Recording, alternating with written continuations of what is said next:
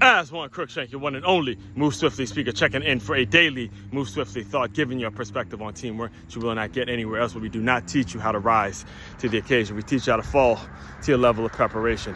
10 miles strong. 10 miles strong. I know if you listened to yesterday's video, I was deciding between 11 or 10.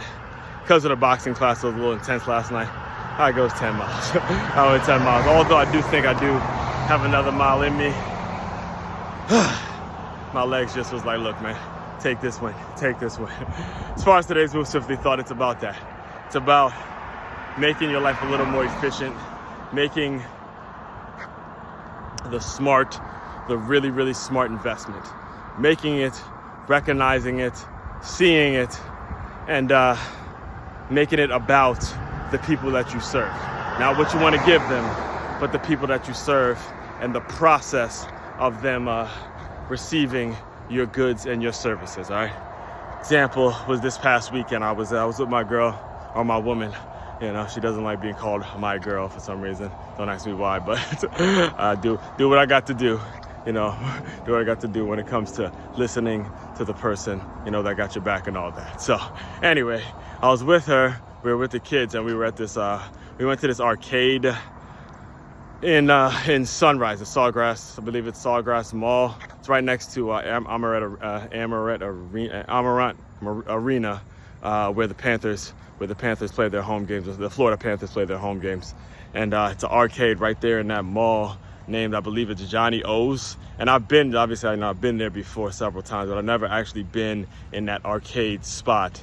So, you know, she and I, we went actually hungry, only having both of us actually only having, if I'm not mistaken, just a smoothie that morning. Really came in there really hungry, and we went with a group of friends. And, you know, they had some Groupon package where they had appetizers, and, you know, they got game passes and whatever deal was struck or whatever it was. But long story short, point of me bringing all this up is because when we sat down and ordered our food, it was taking forever, right? The service wasn't the best because, you know, it's not just a restaurant, but it's, you know, mainly an arcade, and a restaurant's attached to it, and they're known for their burgers, known for, you know, eating, and then, you know, having the kids go play their games and stuff like that. So there's obviously a lot of things going on when it comes to who they hire, what they can do, the amount of things. I'm sure the process in terms of bringing the right people on is incredibly, incredibly challenging, because you got to be able to have people that can manage multiple things, right? So as we were waiting for our food, you know, both of us obviously getting frustrated. The kids are getting restless. They're seeing other kids playing games, and they want to go and do this and do that and, you know, play the games and yada, yada, yada. So once we finally got our food and, you know, everything, you know, our bellies were full and all that kind of stuff, we went out into the arcade area to play games with the kids and all that. And what I noticed a kiosk. I noticed the kiosk right there, the same type of ones that you see at Wawa or at a Panera, whatever it is.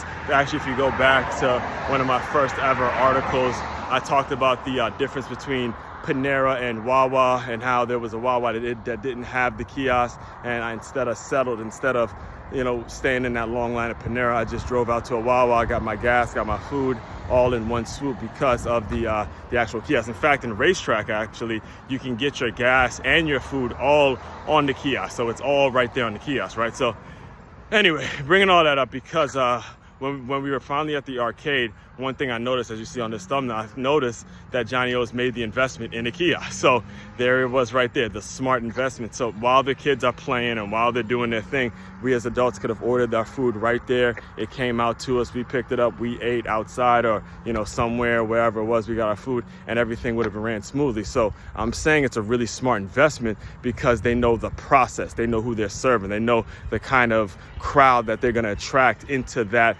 particular arcade, and it's gonna get frustrating for adults who are hungry, and it's going to become challenging if you bring in people that can't manage multiple things.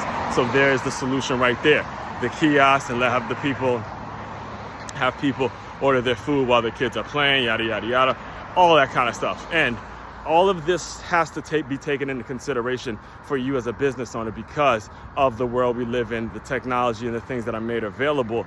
The questioning has to be a whole lot more rigid in terms of who you bring on and the kind of experience that you're providing for your customers. And if you just get to a point where you can't find that person in the particular time frame that you're looking for them, do you just say, fuck it, go ahead and invest in some sort of technology, some sort of kiosk that's going to solve the problem for you? That's what you got to consider. Those are the questions that you got to be asking yourself. And I'll be diving deeper into all of that today as we do our recap episode on all things mental adjustments and adjusting to what's going on in the world. All right. So all that being said, main website to check out to dive deeper into all this work, all the things that I give you on a daily basis. It's makeyourmove.com. That's MAKEYAMOVE.com. One-stop shop for your teamwork and your self-development needs as one Crookshank, your one and only Move Swiftly speaker checking out. You guys continue to move swiftly. We will talk more soon.